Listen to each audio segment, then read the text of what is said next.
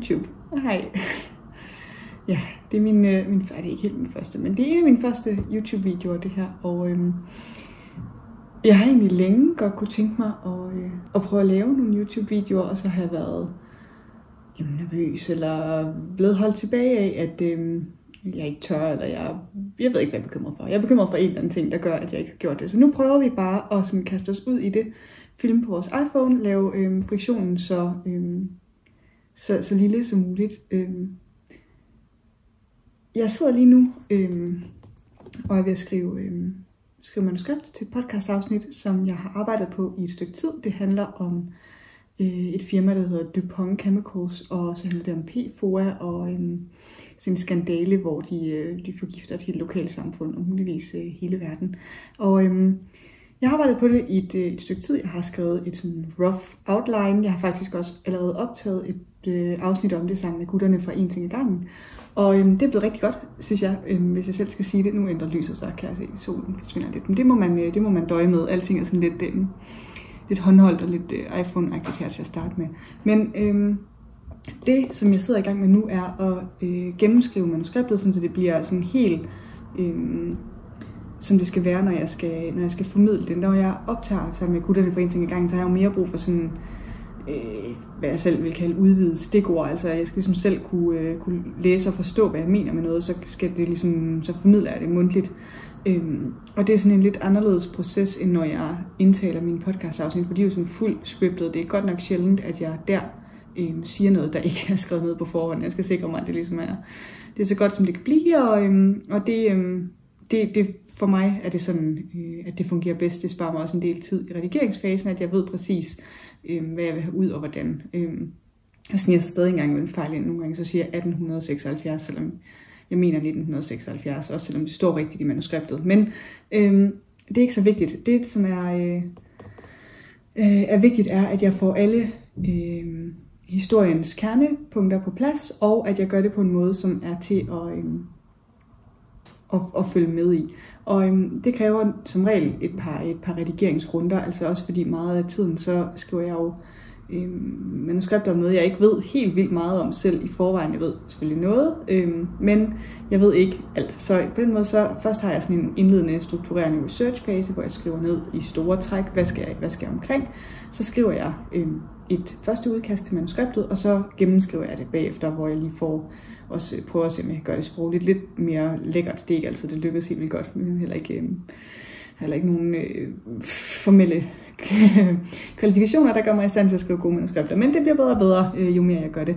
Og det tænkte jeg bare lige, at jeg ville tjekke ind og lige sige noget om, og så starte min første YouTube-video her på kanalen. Hej, jeg hedder Maria, og måske, det gør du sikkert ikke, men måske kender du mig, eller min podcast en lille smule. Jeg laver noget, der hedder Frygteligt Fascinerende, som jeg udgiver lige der, hvor du normalt lytter til podcast.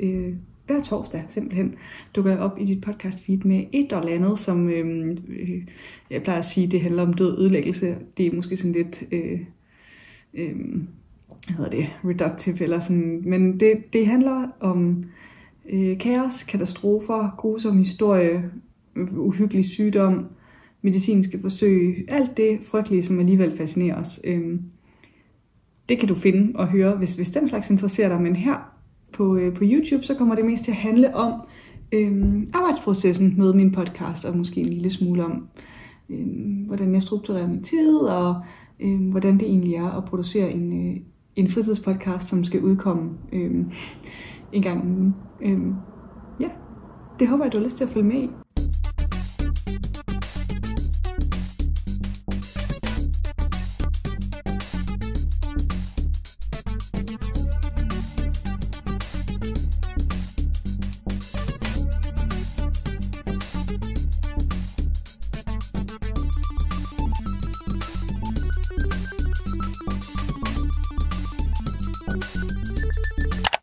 Så nu er jeg blevet færdig med at gennemskrive manuskriptet, og det er egentlig nu, tror jeg, helt klar til optagelse.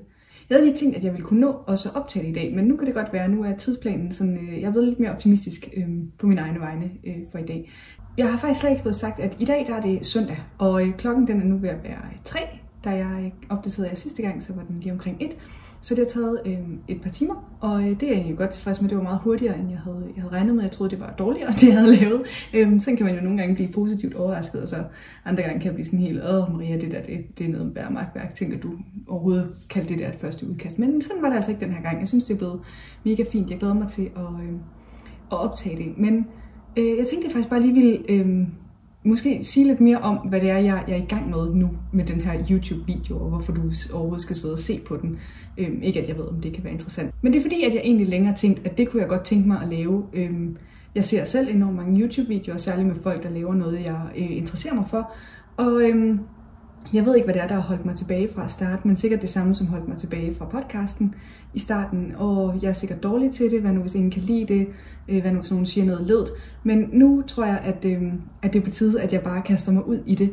Jeg er også, som den grej-type jeg er, så har jeg forelsket mig lidt i et kamera, der er kommet ud, et DJI Osmo Pocket 3, som jeg godt kunne tænke mig. Men jeg er også lidt en jydenærig type, og det er min klare overbevisning, at man ikke skal investere i alt muligt til hobbyer, som man alligevel ikke har tænkt sig at følge til dørs. Så derfor så har jeg også lavet en regel for mig selv om, at hvis du vil have udstyr til din hobby, så skal du først du skal have lidt proof of concept, altså du skal vise over for dig selv, at det faktisk er en hobby, du har tænkt dig og stick to, og holde fast i, og være lidt konsistent med. Og i hvert fald, hvis du skal have noget, der er så dyrt som sådan et kamera, særligt når jeg jo har, det er min iPhone, jeg filmer på lige nu, jeg har også et kamera, som jeg bruger til at tage billeder med, så jeg mangler ikke fotoudstyr. Så hvis jeg gerne vil have noget, hvor jeg sådan, det kunne være super smart, og nej, hvor vil jeg blive en mega konsistent og fantastisk YouTuber, hvis bare jeg havde det her helt særlige kamera, så skal jeg først lige bevise over for mig selv, at det er en hobby, som jeg har tænkt mig at committe til. Og det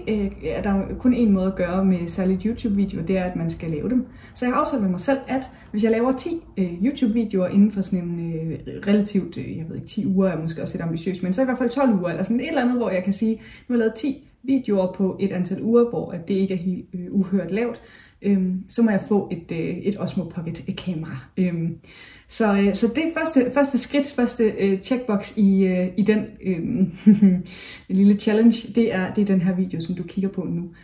Det, som jeg egentlig tænker at lave YouTube-videoer om, er jo primært det her med min podcast, hvordan jeg laver den, og min arbejdsproces. Det er sådan noget, jeg selv interesserer mig for. Jeg håber, der er måske nogen, der også kunne synes, at det var hyggeligt at følge lidt med i det.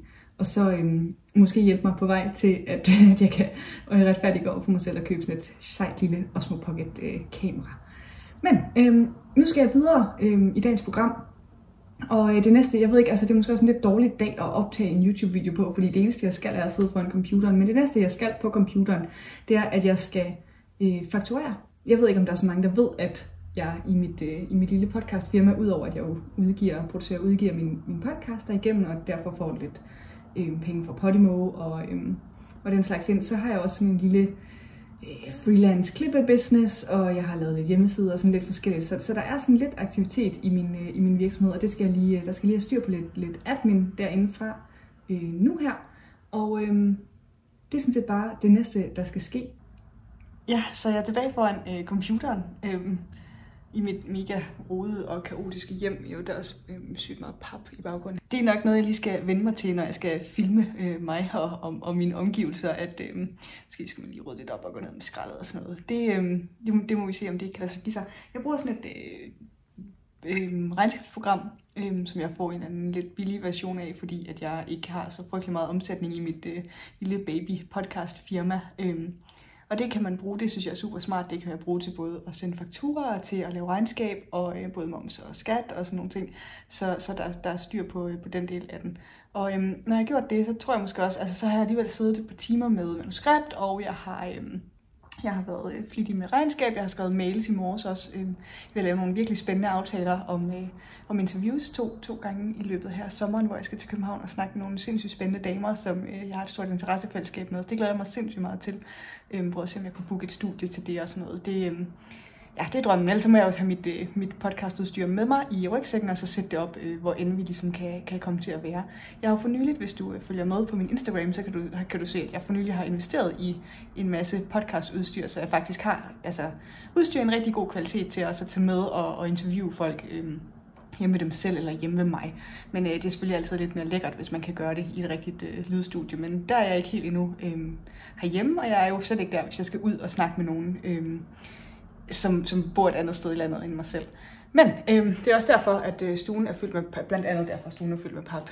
Den kvikke seer kan også spotte nogle is i den der pakke. Det har jo ikke noget med det at gøre, men det er fordi, jeg lige for nylig har købt både nye mikrofoner og et lydkort og nogle mikrofonstativer, sådan lidt, så jeg kan blive en rigtig voksen podcaster og få studiekvalitet på min optagelse. Så det glæder jeg mig sindssygt meget til at begynde at bruge for første gang. Og jeg kan også se, at jeg hele tiden kigger til siden for at holde øje med, hvor længe den har filmet. Og sådan, det er sådan noget, jeg har altid set YouTubere sige, at de skal kigge ind i linsen, og det skal jeg nok også lære på sigt.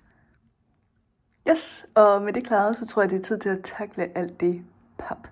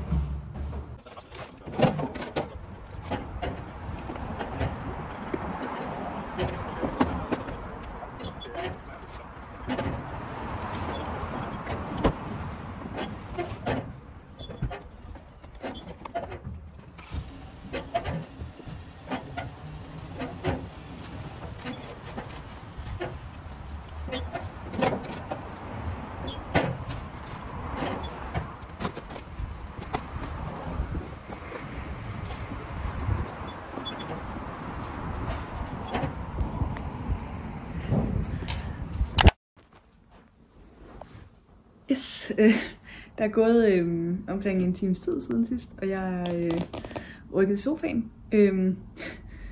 Jeg ved ikke, et change of scene, det er søndag, så jeg skal ikke rigtig andet end at arbejde lidt på forskellige ting til podcast. Og nu var jeg nået så langt med manuskriptet, som jeg ikke måske helt havde regnet med, så har jeg besluttet at gå lidt videre med et af de projekter, som altid sådan ender lidt nederst i bunken, fordi det ikke er topprioritet i forhold til sådan drift af podcastvirksomheden, men det er noget, som jeg ligesom gerne har vil arbejde på længe, og så er det jo med at gribe chancen, når man endelig har tid til det. Jeg synes godt, det nogle gange kan være svært med de der ting, som ikke er sådan first order of business, for ligesom at få driften til at køre, altså det der med at skrive, optage og redigere podcast, det har jeg sådan nogle rimelig gode rutiner for nu, fordi jeg har gjort det længe, og det er ligesom nødvendigt, hvis man skal udkomme med noget hver uge, men når jeg så får nogle idéer til noget andet, som jeg også godt kunne tænke mig at arbejde på, så synes jeg godt, det kan være sværere, det der med sådan at få sådan helt disciplineret at få sat tid af til det. Så det prøver jeg at gøre, når jeg så har tiden, og jeg prøver også at blive bedre til sådan at dedikere tid til det på forhånd, sådan, så det ikke bare ender nederst i bunken. Så det har jeg siddet lidt med. Det var, jeg ved ikke, hvorfor jeg går i sofaen. Jeg trængte til at sidde bedre, hyggeligere. Jeg er ellers normalt mere produktiv, når jeg sådan, strammer mig an og sætter mig ved spisebordet. Men nu sidder jeg her, og det er gået godt. Jeg har arbejdet en lille smule på nogle ting. Jeg har fået struktureret nogle noter, jeg har taget. Ja, så det er jeg meget tilfreds med. Nu kommer Mulden snart hjem, og så skal vi have lavet noget aftensmad. Og så vil jeg se, om jeg måske kan give den lidt mere en skalle i aften. Enten ved at få optaget det podcast-afsnit, som jeg har klippet på i dag, eller også ved at arbejde på det projekt, jeg har siddet med nu her også. Så det var bare en lille check-in på det. Så noget andet, jeg lige, hvis man kan høre noget i baggrunden, så er det fordi Mulden han lige er i bad, og det gør man bedst til høj musik.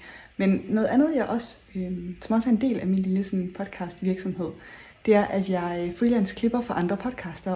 Og en af opgaverne der er blandt andet, at jeg lige sørger for at lave sådan en masterfil, som jeg klipper for nogen, der også laver videos som en del af deres podcast. Og til det så skal man bruge sådan en masterfil, hvor alle sporene lige er udjævnet. Der er lagt lidt noise reduction og kompressor på talesporene, og så er de sænket en lille smule. Og det kalder vi en masterfil, som så skal sendes videre til ham, som klipper video for de her podcaster. Og det er sådan første trin i processen, det er, at jeg lige hurtigt laver den, så at videoklipperen også skal komme i gang. Og det har jeg siddet og lige hurtigt arbejdet på her. Bare sådan lige, mens min aftensmad er i ovnen og min mulle er i bad, så tænkte jeg, så kunne jeg lige hurtigt få det klappet af, inden at vi skal have noget aftensmad, og så skal vi bagefter arbejde på noget andet, som også er podcast-relateret. Og det skal jeg nok lige tage jer med i også. Så det, som jeg helt kryptisk fik sagt, at jeg skulle lave, eller at jeg ville tage med i senere, det er lidt behind the scenes på en podcastoptagelse, som mig og min mulle har lavet til noget, som jeg også laver for dem, der støtter inde på min Buy Me a Coffee, som er en bonuspodcast, som jeg kalder PS Nørdmateriale. Og det er en podcast med et noget andet fortælletempo, end det jeg normalt leverer, men hvor jeg snakker om alt det, der sker bagom scenerne, når man har en podcast. Og det er første gang, at vi skal prøve noget helt nyt udstyr, som jeg har købt hjem. Det er nogle rigtig nice mikrofoner og et lydkort, som jeg her er ved at sætte op sammen med ham. Han er normalt virkelig god til at være med og hjælpe og gøre alt, hvad jeg beder ham om til podcasten. Og det har jeg så skamløst benyttet mig af den her søndag, for at få noget i kassen til dem, som støtter, sådan så de også får noget lidt ekstra og noget lidt indblik, som man ellers ikke normalt får. Så det er det, vi ligesom er ved at sætte op til her. Vi laver noget lydtest, og jeg skal lige tjekke, hvordan det hele lyder i min nye hørebøffer, som også er en ny anskaffelse. Indtil nu har jeg brugt sådan nogle skrællede Apple AirPods, så det føles som at blive sådan en rigtig voksen podcaster og få sådan noget hjem.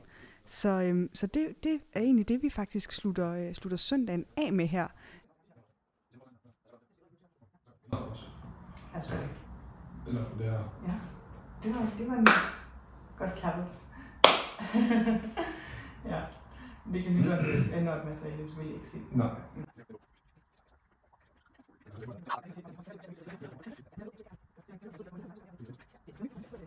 Et stort set pro setup, faktisk. Ja, altså i hvert fald sådan en hjemme-pro. Hjemme? Altså, men det er jo nogle sindssygt, jeg ved ikke om det er nogle sindssygt dyre mikrofoner, men de er jo, altså det er nogle gode mikrofoner. Virkelig gode. Og Jeg synes, de er dyre. Jeg synes, det er dyre. Kommer der en motorcykel herude? Det kan man høre. Ja. Man får hele oplevelsen, Sådan er det. når man sidder hjemme i studiet. Hvad hedder det? Ja, altså, men ja. Ja, og som den utjekkede YouTuber jeg er, fordi det er noget af det første, jeg overhovedet laver på YouTube det her, så har jeg ikke filmet nogen afslutning. Så det får du lige som en voiceover her til billederne af mig og Mulle, som bruger resten af aftenen, eller ikke resten af aftenen, men meget resten af aftenen på at optage det her nørdmateriale, som jeg så senere har klippet. Jeg håber, det har været hyggeligt at følge med. Jeg will live and learn, og alt det, som har været dårligt den her gang, bliver forhåbentlig en lille bitte smule bedre næste gang. Så hvis der er noget, du har lyst til at se, om der er noget, du måske interesserer dig for, nogle tips, du gerne vil have i forhold til særligt sådan noget med hobbypodcasting, kunne jeg godt tænke mig at snakke mere om, så skriv det til mig. Jeg vil elske at høre din feedback. Tak for nu.